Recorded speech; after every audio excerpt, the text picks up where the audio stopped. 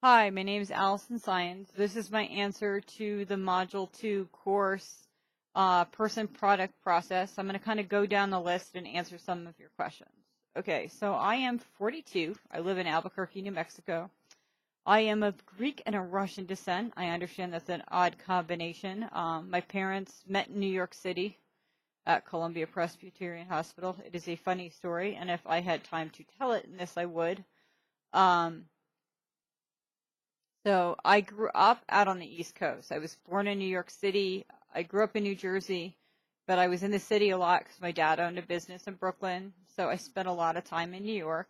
And I loved that environment. It was multicultural. It was multi-ethnic. There was always stuff to do. The Shakespeare in the Park, the Metropolitan Museum of Art, the Museum of Natural History, the Guggenheim. I got exposed to a lot as a kid. I went to the theater a lot. I went to the ballet. So culturally, I got to see a lot of cool stuff. And then when I was in high school, I got the awesome chance to go to Spain and then to London in England. So I've seen things like El Escorial. I've been to all these really cool places in like Toledo, Spain. I've been to the British Museum, the National Portrait Gallery. I've seen like the Tower of London. And I like the fact that I've traveled. And even as I got older, I've been to places like parts of Mexico, Bermuda, the Bahamas. And one of the things I love to do is bring back local art, and I like to buy jewelry when I travel. I'm inspired a lot by jewelry, and I love supporting local artists.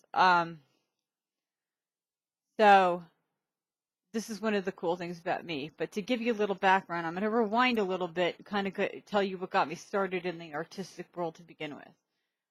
As much as I love my parents, I lost one of them when I was 13.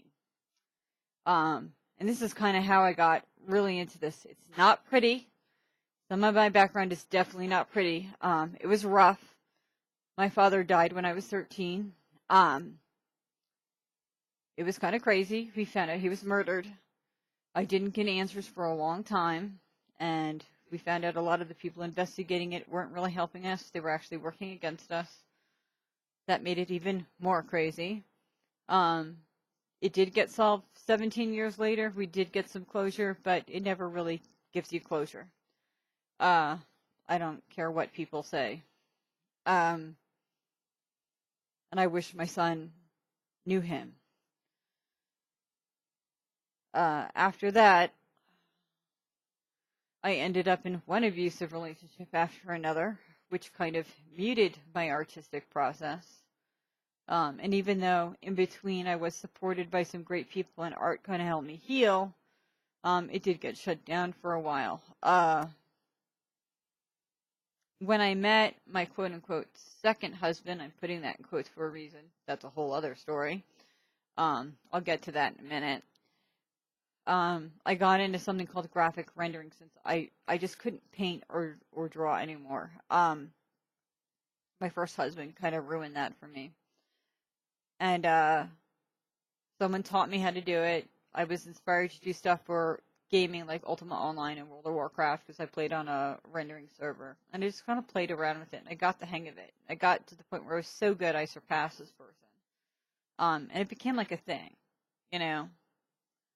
Well, I would do stuff with that, and time went on. My relationship with my last husband fell apart, and I met the person I'm with now. He helped me get out of that relationship, and I continued with the rendering. I also, in between some of that stuff, did some writing for Beckett. Some of my work did get into that. I still have the magazine, which is kind of cool. Hang on, I need to move a cat. Um,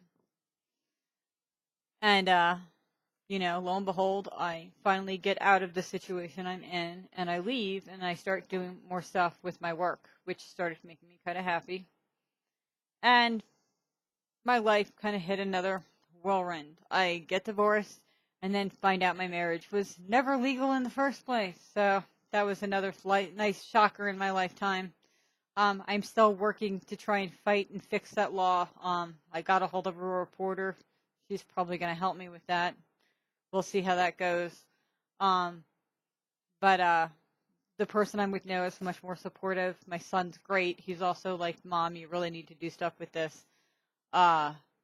But it's been an experience. My life has definitely not been normal. When people say the truth is stranger than fiction, I can attest to that. I never thought in my lifetime I would ever experience what I did. But that kind of gives you an idea of why I'm kind of the way that I am, and I'm kind of nutshelling it for you because it's really complicated. But there you go.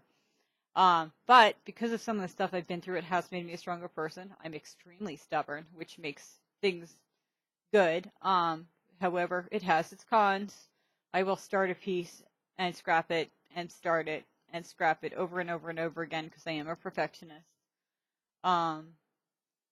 I am my own worst critic, which makes things kind of rough. So, like pulling pieces and stuff together for a portfolio, it makes it very hard for me to commit and make decisions with it.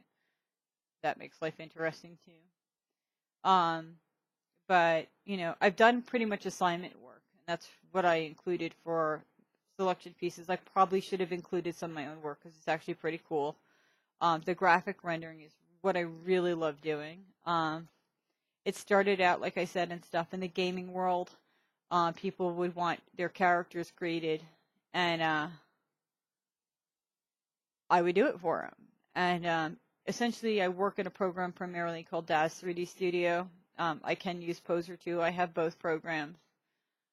It's primarily fantasy work. However, I've started to branch out. I started doing pinup work and other work inspired by other stuff from, Vargas to like things inspired, My Immortal Beloved, Badass Women in History, you name it. I've probably thought about doing something with it. Stuff from Game of Thrones, Penny Dreadful. I mean, stuff like that. I have a really hard time with anything that needs to be sketched now or drawn out. I have damage with nerves on my right side. My hand shakes terribly sometimes. It's hard to keep anything steady. Even writing can be painful now for long periods of time. It's not easy. I have a Bamboo, one of those Wacom tablets that's wonderful, but using it can be tricky. So I find working digitally with something like this where I can kind of click and adjust stuff that way is a little easier because my mouse is ergonomic and it's not as painful for me to use. So I've kind of like morphed into using things that way, which works better for me. I don't really do like using Photoshop and things like that. Coding is an experience. Doing the web stuff, what I can see in my head and how it translates into an actual web design can sometimes be two very different things. And since I don't code enough all the time, I forget things. So there's the whole I need to look this up and remember how to do it process of going back and forth, which can be funny at times. Or I have to have one of my friends who codes help me fix it because I've done something where I've written the code so well, I can't find my error and I've left off a colon or a backslash somewhere. And it's frustrating when I can't figure out the error because I've stared at it for 2.5 hours. So things like that, I have a hard time. Essentially, my process for the rendering, and I'm kind of focusing on one thing because this is probably the easiest thing for me to explain, is when people would want their character done, I'd have them, either message me where I could take notes and write down what they wanted, or an email works better because then I have something solid that I can print out or work towards. And I would want like a description. I'd want like the character's name. I'd want like a description, like, what a really detailed description of what they look like, their personality. If like hunters in WoW normally have a pet companion, wolf, big cat, whatever. A bird. I have like hawks and stuff like that. So like basic animals like that, I can only render with them. If not, I can leave the animal out. What type of environment they prefer to be in. I have all sorts of backgrounds I can throw in there. Really cool stuff like that. And then I would do like a rough version of it and I would email it back to them if possible. Tell them, all right, what do I need to fix? We'd go back and forth like that for a while. And like the final part, I'd start adding like subtleties, like facial expressions, making sure that like if they're holding a weapon that it's gripped properly. I can use prefix poses in the program, but then what I'll try and do is I'll try and like fix them a little bit so they don't look as stiff. They look more natural. They look more relaxed. And that was one thing when I worked a con a couple of years ago. Neil Adams, I don't know if you're into comics, he created Ra's al Ghul. He's a very cool guy, originally, from Brooklyn, used to bark at Coney Island. He was awesome. But he actually complimented my work. He liked how it was very fluid, how it flowed, how characters would look like they were going to jump off the page. And I think a lot of that is my attention to detail. Getting a compliment like that really made my day. I was really happy.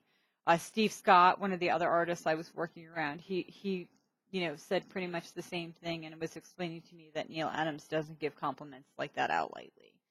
And he's not very fond of digital work either, so I was kind of surprised. And one of the things I did when I worked the con is I used my company name, not my name, because there are very few women that do it, and it's very hard to gain respect in the industry as a woman. You have to really fight for it. I find that since I work on the computer, I'm really good working in my room and everything, but I like to have music on. Depending on what mood I'm in, it could be anything from classical and new age to things like Nine Inch Nails and KMFDM. Just depends how I'm feeling at the moment. I really like the fact that when I work back and forth with someone, that they'll tell me, hey, I like this, I don't like that, and we can kind of go back and forth. I normally will ask them, well, why do you like this? Why do you don't like that? Because I want kind of an idea why. As far as teamwork and stuff, I normally work well with teams, but it's very, very rare that I do it. I tend to work better on my own. I tend to be very self-directed, and I think that's why I tend to have problems doing my job at work. And when I was working in my previous position, and probably why I got moved to the front, because I was getting burnt out. I worked well in the office, but I would have bosses that would like to micromanage everything that I did, and it would drive me up a wall. And I would try and get people in the office on board with certain things so we could work as a team with certain things, but I also don't like everybody trying to micromanage every little thing that I do. I have no problem coordinating team things for meetings and stuff like that, but I also don't need someone trying to do every little thing that I do and then not want to know what my job is. So stuff like that kind of drives me nuts. And working as a secretary is very different than doing the artistic stuff, which is part of the reason why I'm getting my degree. I figure I might freelance or something, but in the long run, my fiance's moving out here. I technically don't have to work once we get married. This is kind of for me. I'm still considering taking a break and adding forensic computing. I really like puzzle solving. And that was part of the reason why I liked the web thing, because it allows me to be artistic and kind of solve problems at the same time. In the long run, I really just want to focus on the art. It's what I love. Anything creative. I sew. I like to make things. I like to cook. Stuff like that. Is what really, really makes me happy. So hopefully this answers your questions. It gives you an idea a little bit about me. Sorry if I got a little upset. Some of it is kind of hard for me to talk about. But without some of those events in my life, I wouldn't have been pushed in this direction. Losing my dad, and things like that. Because I needed that creative outlet to heal, I never would have gotten into the art world to begin with. It's kind of what gave me a place to heal and take out all that anger and everything. And it's what helped me get through everything. So, and I think it made me a better person. I would still volunteer with people and stuff like that, but I never would have gone in this direction if I didn't lose him. And it sucks, but it still made me who I am. So hopefully this helps.